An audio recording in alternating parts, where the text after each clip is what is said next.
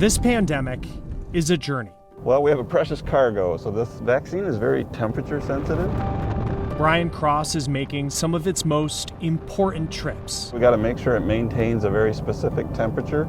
Can't be shaken at all. Riding shotgun in this pharmacist's car are 500 doses of Pfizer's COVID vaccine. We kind of treat it like a baby here in the front seat and hand deliver it to each of our pharmacies. He works for Mid-Michigan Health. The company runs a handful of hospitals in central and northern Michigan.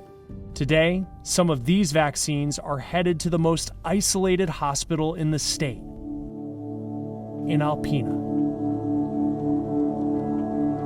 We're pretty fortunate in Michigan. We have a map, right at our fingertips, right? So when you look at Michigan, we're way up here. While geography may make this area feel far away, when it comes to vaccinating, it is not behind. Some of the first in the country to receive their second dose.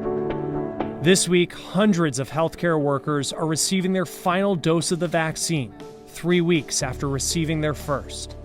Like ICU nurse Katrina Farley. My hardest part is sitting with someone when they're passing, without family there. Do you know how many times you've had to do that? Many.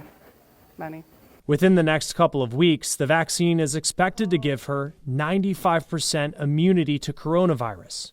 If this is the little bit I can do to protect the rest of the people, that's what I want to do. When handling the vaccine, the clock is always ticking.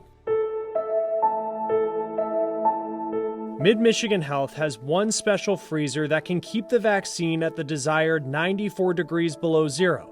They provided us this video of the vaccine being put into it. In the freezer, it's good for 6 months. And then once it's out of the freezer in a refrigerator, it's good for 5 days. That freezer is located about 3 hours south of Alpena.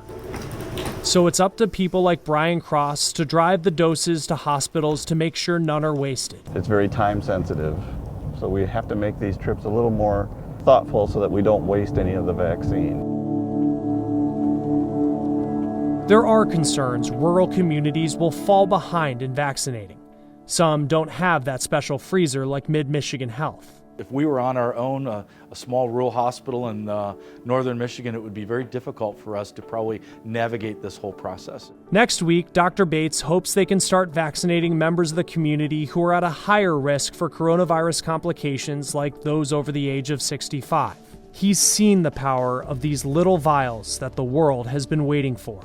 One of my favorite stories is one of our nurses here wanted her picture taken when she was getting her vaccine, and she said, I want to send this to my mother, my family, because this is telling them that next year is going to be different. And that was good. That was really good, powerful. He's talking about ICU nurse Katrina Farley, who hasn't seen her mom in a year. So we're planning a couple weeks from now. I want to make sure we're 100%, and then I'll get together with her and do Christmas. She says the vaccine will help her continue to care for those suffering from the virus, work she'll continue until the journey of the pandemic is done. There's a light at the end of the tunnel, and we're going to beat COVID. We are. It's just going to be time. It's going to take time. In Alpena, Michigan, I'm Chris Stewart reporting.